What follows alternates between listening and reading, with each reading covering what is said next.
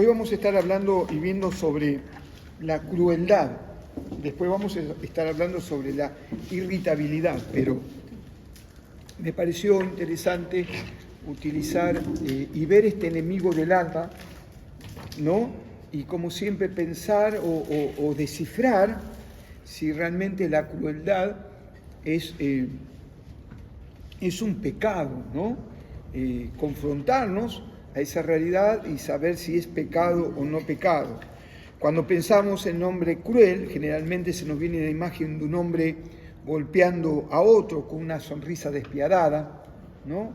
Esa es la figura que quizás podemos fomentar o crear en nuestra mente, mientras la víctima clama por clemencia sin ningún éxito.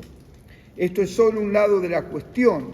Hay otras formas de crueldad más sutiles, las cuales con la ayuda de Dios vamos a ver en este tiempo. Lo primero, el hombre o la mujer cruel pasa de largo, ¿no? El hombre cruel o la mujer cruel, acá no vamos a hablar de género, sino de aquel que pasa de largo. Nuestra pasividad, nuestra insensibilidad constituyen, sin lugar a dudas, una forma cruel de relacionarnos con el prójimo. Y es una realidad. El no tener piedad, el no tener misericordia, el pasar de largo, realmente es una demostración también de crueldad hacia nuestro prójimo. La parábola del buen samaritano, en el capítulo 10, verso 25 al 37, nos habla sobre la parábola del buen samaritano, ¿no? Dice que aquí un intérprete de la ley se levantó y dijo para probarle: Maestro, ¿haciendo qué cosas voy a heredar la vida eterna? Él le dijo: ¿qué está escrito en la ley? ¿Cómo lees? Aquel respondiendo dijo: amarás al Señor tu Dios con todo tu corazón, con toda tu alma y con todas tus fuerzas y con toda tu mente, y a tu prójimo como a ti mismo. Y él le dijo: bien has respondido, haz esto y vivirás. Pero él, queriendo justificarse a sí mismo, dijo a Jesús: ¿quién es mi prójimo? Respondiendo Jesús dijo: un hombre descendía de Jerusalén a Jericó y cayó en manos de ladrones, los cuales le despojaron e hiriéndole se fueron, dejándole medio muerto. Verso 31, aconteció que descendió un sacerdote por aquel camino y viéndolo pasó de largo.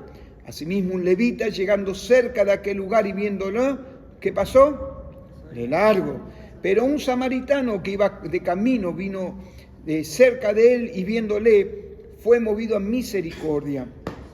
Y acercándose vendó sus heridas, echándole aceite y vino y poniéndole en su cabalgadura, lo llevó al mesón y cuidó de él. Al otro día, al partir, sacó 2 denarios y le dio al mesonero y le dijo: cuídamelo, y todo lo que gaste de más yo te lo voy a pagar cuando regrese. Verso 36, ¿quién pues de estos 3 te parece que fue el prójimo del que cayó en manos de los ladrones? Él le dijo: el que usó de misericordia con él. Entonces Jesús le dijo: ves y haz tú lo mismo. Entonces podemos ver unos hechos interesantes que vamos a desarrollarlo. El primero es una necesidad. Un hombre quedó tendido a la orilla del camino gravemente herido luego de ser asaltado. Lo primero que debemos hacer es aprender a reconocer las necesidades. ¿Sí? No pasar de largo, sino entender. Comúnmente somos muchos de juzgar, está padeciendo esto por alguna razón o alguna consecuencia. Está padeciendo esta necesidad, quizás lo primero que decimos, porque es un vago, porque no quiere trabajar. A veces cuando vemos la necesidad de un prójimo, de nuestro prójimo, lo primero que hacemos es juzgar su posición sin usar misericordia. Y lo primero que tenemos que entender, ¿no?, es contemplar la necesidad. Dice, las preguntas serían: ¿estamos lo suficientemente despiertos para percibir las necesidades del prójimo? ¿Mi vida espiritual está suficientemente despierta para encontrar cuál es la necesidad de ese prójimo? ¿No? Yo he encontrado en infinidad de veces, en caso de mi hijo mayor, ¿no? Que realmente es tan diferente a uno, pero él tiene ese despertar, ¿no? He contado en ocasiones donde hemos ido a cenar y donde él pagó la cena y donde nos vinimos con los dos autos y yo seguí de largo y él tardaba en venir y en llegar y nosotros nos asustamos, le pasó algo en el camino, sucedió algo, ¿no? Y nos quedamos esperando y cuando él llega le preguntamos, ¿qué te pasó? ¿Dónde fuiste? Y él me dice, ¿no viste, papá, que había un hombre casi de tu edad tirando de un carro? Dice, ¿no te diste cuenta de la necesidad de ese hombre que tenía tu misma edad y estaba? Y yo no lo vi, honestamente, digo delante del Señor, no oculto mi posición. Seguí de largo, pero él paró con su auto, oró por él, lo llevó a Cristo y después todo lo que tenía de dinero se lo dio, ¿no? Entonces, qué interesante es poder estar despiertos ante la necesidad de nuestro prójimo, poder discernir la necesidad de nuestro prójimo. Y nuestro prójimo no está tan solo dentro de la iglesia, sino que nuestro prójimo es aquel que está próximo, aquel que está cercano. Y a veces hacemos caso tan omiso ante la necesidad de los demás, ¿no? Que lo primero que decimos, esa persona está en esa condición porque se lo merece. Y seguimos de largo. ¿Estamos sensibles para darles el valor de que ellas merecen? La misericordia es precisamente poner el corazón en la miseria del otro. Eso es misericordia. Poner el corazón en la miseria del otro. Yo podría estar en esa condición, ¿no? La misericordia de Dios a mí me permitió que no esté en esa condición, pero también tomar esa posición. La misericordia es precisamente poner el corazón en la miseria del otro, en su necesidad. Es intentar sentir lo que el otro siente. No tan solo sentir compasión, sino también hacer algo por ello, ¿no? Porque a veces estamos como, nos desgarramos el corazón, pero no hacemos nada por el prójimo. ¿Sí o no? Nos desgarramos. ¡Oh, qué mal que le está pasando! Pero no hacemos nada por el otro. ¿Sí? Dice, el intentar sentir lo que el otro siente y no solamente sentir compasión, sino también hacer algo por ello. Es ponerme en su lugar. Llorar con los que lloran. Libro de Romanos capítulo 12, verso 15. Gozaos con los que gozan, llorad con los que lloran. Amén. Entonces esto es parte de la virtud del cristiano, ¿no? Lo que siempre decimos, llorar con el que llora y reír con el que ríe. Porque dice Eclesiastés que todo tiene su tiempo debajo del sol. Y vamos a encontrar momentos donde vamos a estar todos felices y contentos porque las cosas están saliendo como supuestamente o entre comillas a nosotros nos parece. Pero hay momentos en nuestra vida donde alguien va a tener que llorar con nosotros. Y qué bueno es poder encontrarnos dentro del cuerpo de Cristo, que puedan sentir lo mismo que muchas veces nosotros sentimos, compadecernos de nuestro hermano, compadecernos de nuestro prójimo. Hace un ratito decíamos, con respecto a la inspiración de servir al Señor, ¿no? La importancia de sentir esa inspiración de que cuando servimos a Dios, lo hacemos para Él. Y en reciprocidad, si servimos a Dios, vamos a servir al hombre, porque es indefectible, ¿sí? Yo sirvo a Dios en esta iglesia y estoy sirviendo a la unión de las asambleas de Dios. Cuando yo sirvo, no, mi objetivo siempre es servir a Dios. Ahora, cuando yo cambio mi objetivo y estoy sirviendo al hombre y luego sirvo a Dios, hay algo que no está funcionando. Y es ahí donde vienen los problemas. Porque yo estoy esperando la recompensa del hombre y no espero la recompensa de Dios. Pero cuando yo sirvo, mi inspiración es servir a Dios, la recompensa viene de Dios. Cuando yo sirvo a mi prójimo y estoy sirviendo a Dios, entonces la reciprocidad de Dios viene a mi vida, ¿no? Porque no le faltó decirnos a nuestro hijo que él no podía creer que en un momento que cuando él dio todo, abrió un saco que él tenía que no usaba y encontró plata. La misma plata. Y a nosotros nos ha pasado. Cuando hemos ayudado a alguien, o cuando hemos usado misericordia, esa plata que dimos, o esa plata que ayudamos, inmediatamente el Señor generó recursos, ¿no? Que a veces yo digo, Señor, qué loca que es tu economía. ¿Sí o no? Porque a veces Dios nos dice, ¿cuántas veces Dios nos ha pedido cosas que son límites? Porque dar lo que nos sobra, cualquiera lo hace, ¿no? El tema es que Dios te pide cuando ya estás al límite.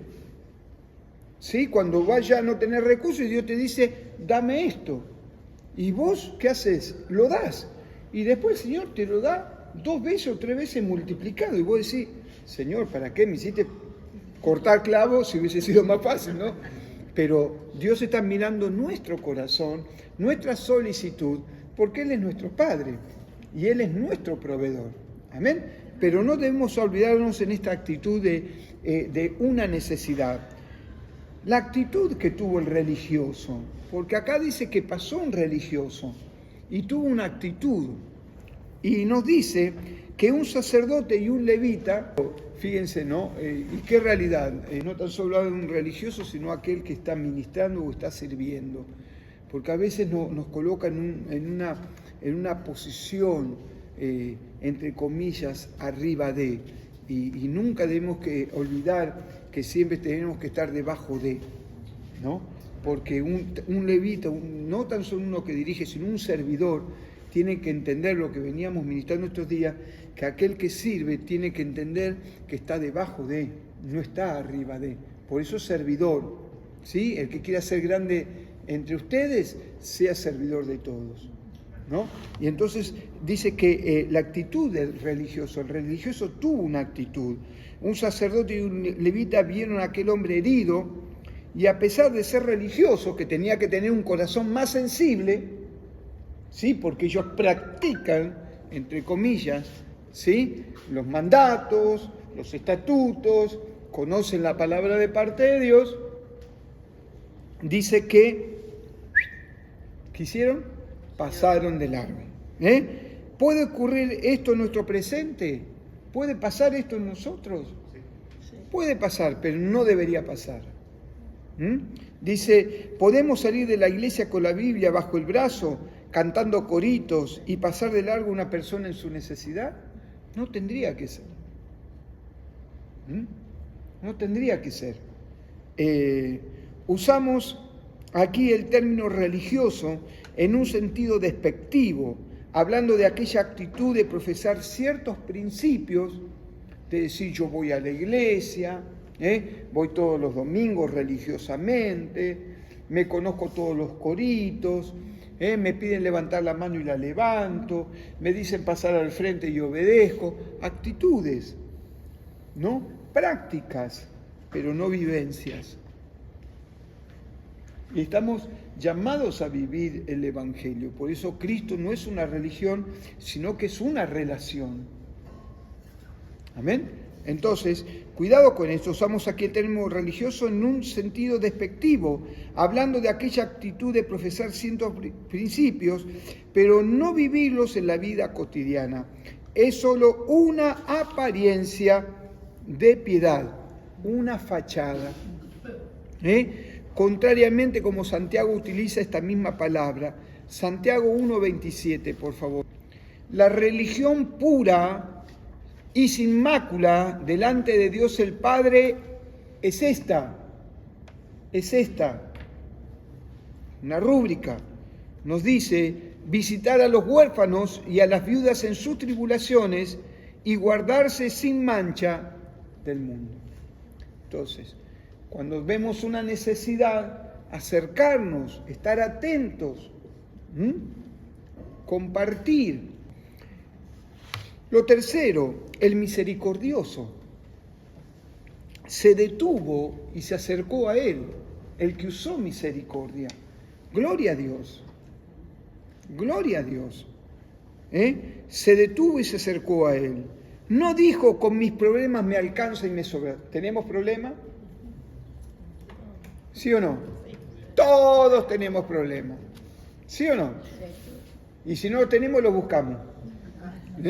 Sí, somos muy proclives, ¿eh? El ser humano, si no tiene algo, siempre busca para tenerlo. Y nos sobran los problemas, tenemos a veces para repartir. Ensanchó, dice que él no se quedó con eso, no dijo.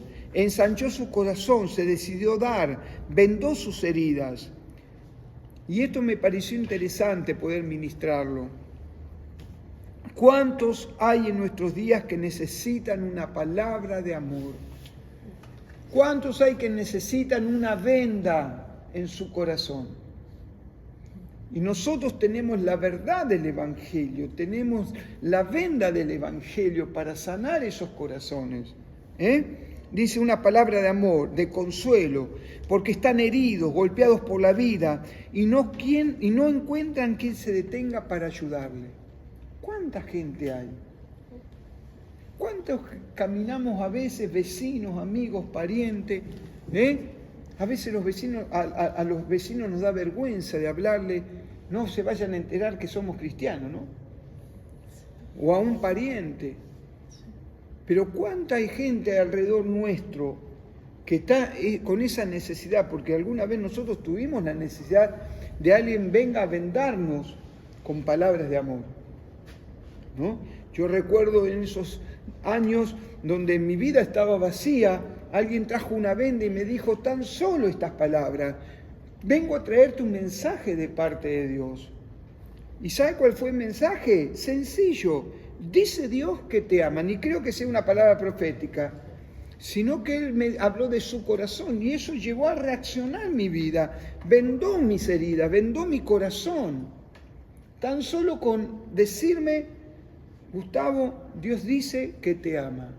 Confrontarme con el amor de Dios, confrontarme ese amor con mi infidelidad, confrontarme con ese amor con mi hipocresía, me llevó a acercarme a Él. ¿Por qué? Porque alguien se dispuso a sanar mis heridas.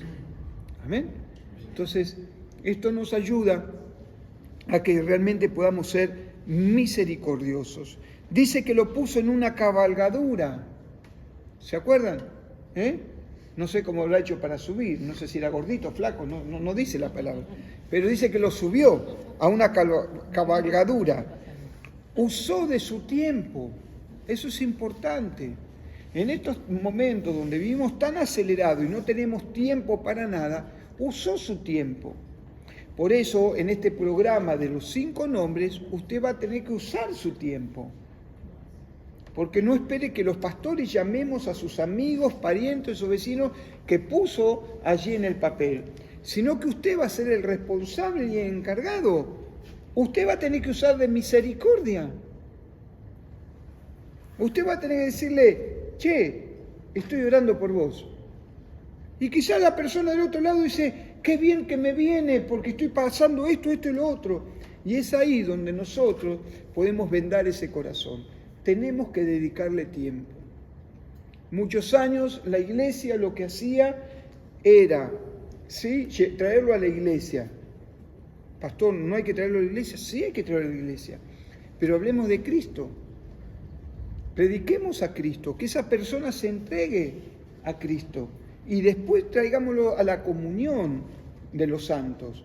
Pero hay un trabajo que va a dedicar tiempo y que ustedes van a tener que dedicarle tiempo como nosotros tenemos que dedicarle tiempo, ¿no? Una pequeña visita de médico trajo paz, alegría y se sintió parte del cuerpo. No es tan solo sentirse parte del cuerpo dentro de la iglesia, porque acá somos todos hermanos, pero qué bueno y qué confort, ¿no? De que nuestra hermana, que alguien la llamó, que me estuvo Nadia, que me llamó acá, me vieron de acá, y estaba feliz, ¿no? Se podía ver en su hablar de que ella a pesar de que hace 2 reuniones o 3 que no viene, que es parte del cuerpo. Y eso hay que cuidarlo, y lo tenemos que cuidar. Amén. Porque hoy le pasó a ella y mañana me puede pasar a mí o te puede pasar a vos. Y no hay peor cosa sentirte que estás desplazado del cuerpo, que nadie se acuerda de vos. Porque eso es una artimaña que utiliza el enemigo. Cuando estamos en la iglesia estamos todos juntos. Cuando por X motivos dejé de ir 2 o 3 reuniones, nadie me llamó, nadie se acordó, no me tienen en cuenta. ¡Bum! Retrocede el alma. Es muy importante estar al tanto. Entonces, no dijo con mi problema me alcanza. Poniendo en su cabalgadura, usó de su tiempo, se hizo cargo de ayudarle, aunque ellos le ocasionen molestias y esfuerzos. A nosotros no nos gusta que nos molesten. Oh, justo voy a llamar por teléfono a este. Con todo lo que tengo que hacer. ¿Sí o no? Y vamos postergando. Y lo dejo, no lo voy a hacer hoy, lo voy a hacer mañana. Y lo voy a hacer mañana, no lo voy a hacer pasado. Y pasaron 2 meses y no lo hice. Lo llevó al mesón y cuidó de él. ¿Qué mejor lugar para traer a los heridos de hoy que traerlos a la iglesia? Un lugar seguro para curarlos y cuidarlos. Sacó 2 denarios y los dio al mesonero. Eso era equivalente a 2 días de trabajo. Se despojó de lo que tenía, pero no importó en gastarlo. Nuestro dinero también debe ser consagrado a Dios para bendecir a otros. Para bendecir a otros. Amén. El hombre o la mujer cruel dice que no perdona. Fíjense en ustedes que estamos hablando de la crueldad y el hombre y la mujer cruel no perdonan. Encontramos esta parábola esta verdad en la parábola de los 2 deudores. ¿Se acuerdan? Libro de Mateo, capítulo 18, del 23 al 35, de los que están anotando. No perdonar a nuestro prójimo es un acto de injusticia delante de él. No perdonar es un acto de injusticia. Hay algunos que todavía viven en el Antiguo Testamento. Ojo por ojo y diente por diente. ¿Me las hizo? Me las paga. ¿Sos cristiano? Sí, pero yo no le hablo más. ¿Sí o no? ¿Sí o no? Lo perdono, pero ella por acá, él por allá. ¿Sí o no? Y tenemos que aprender a perdonar, hermano. Tenemos que aprender a perdonar. Dice, porque esto también es un acto de crueldad para con nuestro prójimo. Cuando perdonamos a una persona que nos ofendió, más allá que el otro valore la actitud, lo estamos bendiciendo y liberándolo de una deuda. ¿Escuchaste? La falta del perdón es una deuda, es una atadura, es una ligadura. Cuando yo perdono, libero a esa persona y me libero a mí mismo. Interesante. Si no caigo en prisiones, hermanos, de injusticia, en prisiones de falta de perdón, en prisiones de enfermedades, en prisiones de diferentes acciones y actitudes que hacen que mi vida espiritual retroceda y no pueda avanzar. Dice, en cambio, cuando nos perdonamos, cuando no perdonamos, mantenemos una actitud agresiva, donde el otro no lo aceptamos y le brindamos solo resentimientos y exigencias. No le dejamos estar en paz, siempre estamos remarcándole lo que nos debe algo. No cree que esto es un acto de crueldad, pero alguno dirá, pero no sabe lo que me ha hecho. ¿Cuán grande es la ofensa?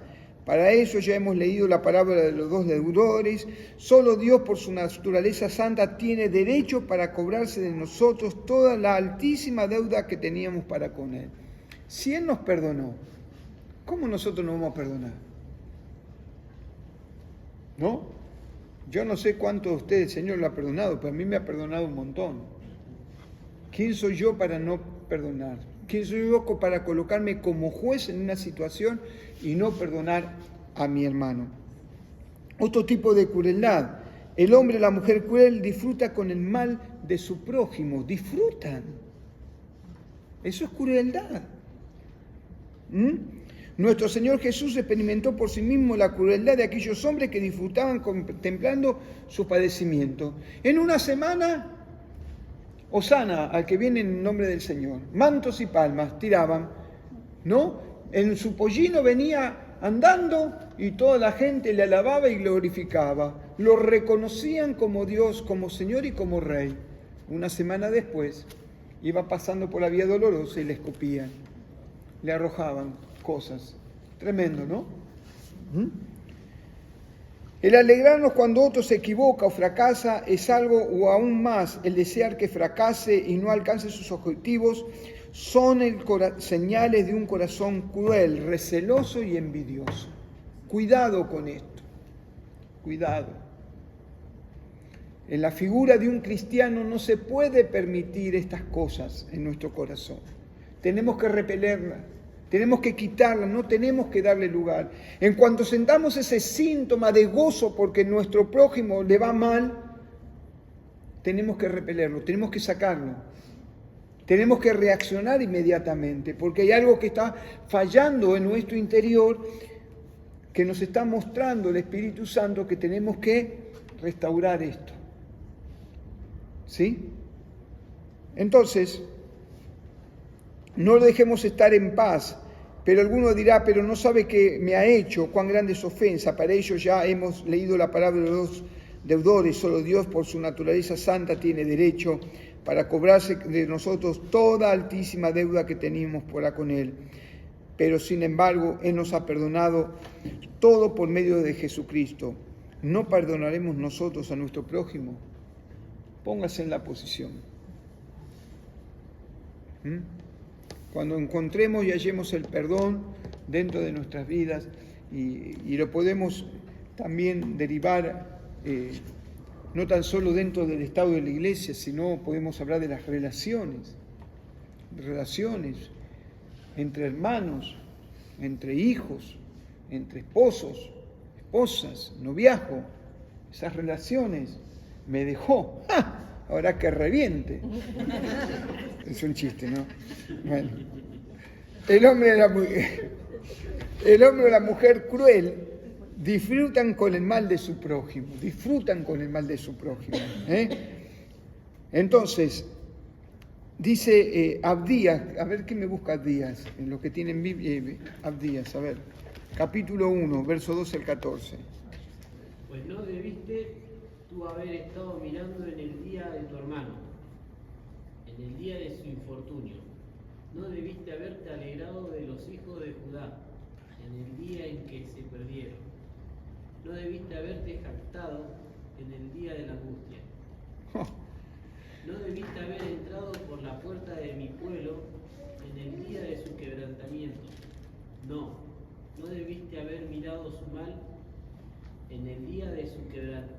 Tampoco debiste haberte parado en las encrucijadas para matar a los que de ellos escapasen, ni debiste haber entregado a los que quedaban en el día de la angustia. Wow. Entonces, Abdías dice, no debiste tú haber mirado en el día de tu hermano, en el día de su infortunio, cuando le fue mal, cuando las cosas no le salieron como quería. No te rías de él, no te jactes, porque eso es crueldad. Dice, el pecado aquí tiene que ver con esa curiosidad morbosa o aún simplemente el ser espectadores insensibles del mal ajeno. No debiste haberte alegrado de los hijos de Judá en el día que se perdieron. Un paso más en la crueldad. En este caso hay alegría porque al otro le va mal. No debiste haberte jactado en el día de su angustia. Habla de un espíritu revanchista, competitivo, que no solo se alegra porque al otro le va mal, sino que además se jacta de ser mejor que aquel el cual condona crítica sin piedad. Wow. No debiste haber entrado por la puerta de mi pueblo, ni haber echado mano a sus bienes en el día de su calamidad. A esta altura se procura ya sacar ventaja concreta del mal ajeno. Puede ser escalar posiciones, robar amistades, robar prestigios, o como en este caso, quitarle sus bienes o sacarle alguna ventaja, ¿sí? Económica. ¡Wow! Fuerte, ¿eh? Tampoco debiste haberte parado en la encrucijada para matar a los que en ellos escapasen. Es el triste final de esta historia. Homicidio, se le quita la vida. Dice, se cumple la palabra de Juan de 1 Juan 3:15. Todo aquel que aborrece a su hermano... pero no tenemos revólver. Fíjense hasta qué grado llega la crueldad, que parece una cosa ínfima, pequeña, que parece que a veces la tenemos controlada, pero que muchas veces aflora. Me hicieron daño, me lastimaron. Señor, que les parto un rayo. O como dicen algunos, Señor, si no te lo llevas, yo te lo mando. Entonces, tengamos cuidado con esto, porque nuestra naturaleza es una naturaleza caída. Y seguramente estos enemigos del alma están en nuestro interior. La crueldad, somos crueles por naturaleza. Nos jactamos cuando al otro le va mal. A veces, y esto con los años y la experiencia me ha mostrado que hay gente que se alegra cuando las cosas a vos no te van bien. Están esperando un resultado adverso de tu progresar o de tu desarrollo. Yo te lo dije, no tendrías que haberlo hecho. Pero la misericordia de Dios lo llevó a que podía fructificar y la persona se siente mal porque el otro fructificó. ¿Cuántas veces esta crueldad se manifiesta en nuestras vidas y tenemos que tratar y permitir que el Espíritu Santo de Dios tome el control de este enemigo del alma? Y ahora vamos a entrar sobre otro enemigo del alma, este es chiquito y es rápido. Y a muchos de ustedes no les va a gustar: la irritabilidad. Irritabilidad. Estar fastidiado, irritable, ¿será pecado? ¿Hay alguien aquí con esa? El motivo de esta lección será precisamente poner en evidencia lo pecaminoso que es la irritabilidad, a fin de que el Señor nos transforme. Queremos que el Señor nos cambie. Fastidioso, ¿sí o no? ¿Viste que parece que el carácter de uno fuera fastidioso, irritable? ¿Por qué somos tan irritables? Vayamos a la palabra de parte de Dios. Porque permitimos que todo aquello que no nos conviene o no nos gusta genere en nosotros fastidio y molestia. Todo aquello que no nos gusta, todo aquello que no nos conviene, nos genera esto en nuestro interior. Fastidio y molestia. ¿Sí o no? Si sale el sol, porque sale el sol. Si llueve, porque llueve. La humedad. Todo es, ¿sí o no? Todo es un fastidio. Otra vez tengo que lavar los platos. Otra vez hay que cocinar. Otra vez, es el que yo le decía mal al Señor, otra vez hay que ir a trabajar. Todo, qué fastidio ir a trabajar. ¿Sí o no? Los que hacen aquellas cosas que realmente... Primera de Corintios capítulo 13, verso 5, el himno del amor, dice que el amor no se irrita. Primera de Corintios 13, 5. El amor no se irrita. Amén. Y nadie me dijo amén.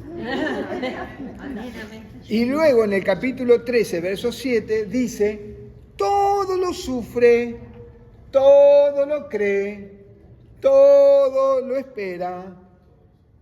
¿Qué? Termina ahí. Todo lo soporta.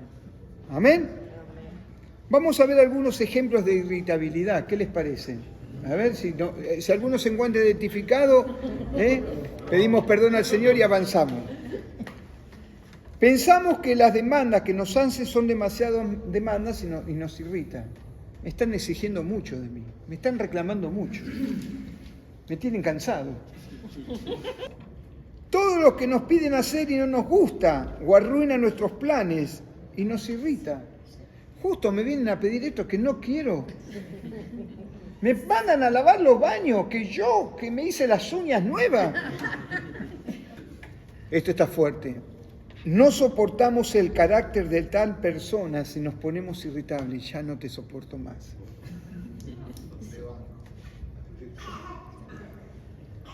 ¿Sí o no? Sí. Es verdad, ¿no? No te soporto. El carácter, tiene un carácter podrido. Sí, nos irrita. Sí, ya no lo soporto más. Acuérdese que usted hizo un pacto eterno con el Señor. Hay temas en el matrimonio, por ejemplo, que no lo sabemos hablar porque enseguida nos ponemos irritables. Sonríe que Jesús te ama. ¿Sí o no? Esto habla del matrimonio, pero habla de relación, que a veces una palabra subida de tono, una palabra mal expresada, quizás una explosión, ¿no? Entonces, la crianza de nuestros hijos nos causa permanente irritación, la crianza. Vos los criás de una forma y yo los crío de otra. ¿Por qué no le decís a él? ¿Sí o no? Algunos padres que cubren a sus hijos o algunas madres que cubren a sus hijos. ¿Sí o no? ¡Ja! Vos nunca le decís nada a tus hijos, tengo que yo poner. ¿Sí? Amén. El tiempo nos irrita. Hace calor, hace frío, nos pone irritables. Ahora está de moda de qué team sos. Viste que algunos se ponen mal y se ponen irritables, ¿no? Cuando fuimos a Misiones, qué calor, hermano. Ah, sí, claro. Cuando estás una semana allá, ¿sabe qué? Que venía, ¿no? Te pone la humedad, ¿no? Ese ahogo, te irrita. Me acuerdo que una vuelta fuimos a predicar al Paraguay y me habían puesto, habían hecho la plataforma y habían puesto esos lamparones acá. Y allá hay muchos bichos. Bueno, mientras que yo predicaba comía bicho, ¿no? Claro, porque, viste, atrae la luz y se empezaban a coso. O sea, que comía ¿no? Y estaba irritado en un momento, digo, por favor tiren algo acá, ¿no? Pero realmente, o el calor del Paraguay, ¿no? Me acuerdo, íbamos en colectivo, iba agarrado de la manija del colectivo que estaba hasta las manos, y era una catarata y transpirar. ¡Ay, Señor, por favor! ¿No? Calor ahora viene el verano y que no pudiste comprar todavía el aire acondicionado. Y hace 40 grados afuera y adentro hace 60. ¿Sí o no? El trabajar con otro nos pone irritable. ¿Sí o no? El trabajar con otro que no tiene nuestro mismo temperamento, nuestra forma de hablar, nuestra forma de pensar. Siempre hace unos chistes, ¡ay, qué malo! ¿Sí o no? Qué desubicado, siempre. Estos son algunos ejemplos. La irritabilidad se convierte para muchos en un hábito que incorporan a su personalidad. Cuidado con esto. Están contentos, lo aceptan y se quedan con ese fastidio continuo. Se fastidian por todo, porque ya lo incorporamos a parte de nuestra personalidad. Yo soy así, dijo Tita Merelo. Con sus cejas fruncidas, hablando palabras de crítica o de queja, de no edificación. En cualquier momento pueden quedar mal o hacer quedar mal a la familia. Cuidado con esta clase de gente. Una palabra mal expresada, una palabra irritante,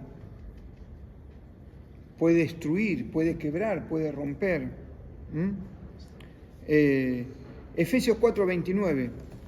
Ninguna palabra corrompida salga de vuestra boca, sino la que sea buena para la necesaria edificación a fin de dar gracias a los oyentes. La pregunta es cómo estás hablando y cómo estamos hablando, ¿no? Dice que tiene que ser de edificación. Algunas consecuencias de la irritabilidad. La irritabilidad siempre crea el ámbito propicio para la gritería, las injurias y aún la agresión física. Cuidado con esto.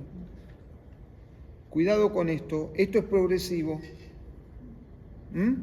La irritabilidad siempre crea el ámbito propicio para la gritería, la injuria y aún la agresión física. Una cosa va llevando a la otra. Cuidado con esto. Seamos sabios. Tenemos al Espíritu Santo que Él nos ha dado dominio propio. Hay matrimonios que se separan por la constante irritabilidad de uno de los oyentes que nada soporta, que no es paciente. Lo dice la palabra de parte de Dios. Libro de Efesios, capítulo 4, verso 2. No haga comparaciones odiosas. Dice, con toda humildad y mansedumbre, soportando con paciencia los unos o los otros, dice, en amor. Amén. Primera de Tesalonicenses 5:14, por favor. Nos dice lo siguiente: quiero pues que las viudas jóvenes se casen, críen hijos, gobiernen su casa, que no den al adversario en ninguna ocasión de maledicencia. No den ocasión a la irritabilidad. Cuidado con esto. El irritable crea grandes complejos a sus hijos. O sea que esto se genera una herencia, ser irritable dentro del hogar. Dice, es irritable, grandes complejos a sus hijos que todo el tiempo son disciplinados y criticados. Es como si les estuviésemos diciendo, vos me molestás, ojalá no estuvieras. Lamentablemente lo que ocurre es que se maldice. A veces pensamos que la maldición viene de los hechiceros, de los brujos, y nosotros nos convertimos en maldicientes, hablamos mal. La irritabilidad, cuando a veces nos irritamos y no tenemos dominio propio, maldecimos a nuestra generación, a nuestros hijos. ¿Ves que sos un inútil? ¿Ves que no servís para nada? ¿Ves que nunca vas a progresar en la vida? ¿Quién no ha recibido esas palabras que son tan comunes? Pero nosotros que estamos nacidos en Cristo tenemos que tener cuidado con eso, porque estamos maldiciendo y estamos atando a nuestros hijos. El día de mañana ellos se van a criar con ese concepto porque nosotros somos autoridad y estamos soltando palabras sobre ellos. El irritable hace que nadie quiera estar con él, ahuyenta a todos. Nadie quiere estar con una persona irritable, que siempre está fastidioso, siempre está con cara larga, con el ceño fruncido. ¿Sí o no? ¿Sí o no? Sí. Amén. Es realmente instrumento de Satanás. Dice que el irritable hace que nadie quiera estar con él, ahuyenta a todos, nadie quiere trabajar con él, grita los deseos de colaboración. Este no lo soporta a nadie. Ahí está solo. Y tenemos que tener cuidado con eso, porque a veces nos convertimos, pensamos que son los demás y somos nosotros. Pensamos que a veces que es por causa de Cristo y es por causa de nuestro carácter, de nuestra irritabilidad. Es realmente instrumento de Satanás para quitarnos la paz. La irritabilidad nos quita la paz y la comunión donde quiera que esté. Excusas. La culpa la tienen otros que hacen que yo me irrite. Nunca el culpable soy yo. ¿Sí o no? ¿Sí o no? Siempre es el otro. Otra excusa. Estoy nervioso o nerviosa. No me irrites. Es que estoy cansado o cansada. ¿No te das cuenta? Sanidad interior, ¿no? Avísenos, por favor. Los jueves. Es que no me siento bien. ¿No te das cuenta? Ya basta, ya termina. No, está listo. Sí. La irritabilidad brota del corazón pecaminoso del hombre. Está interesante.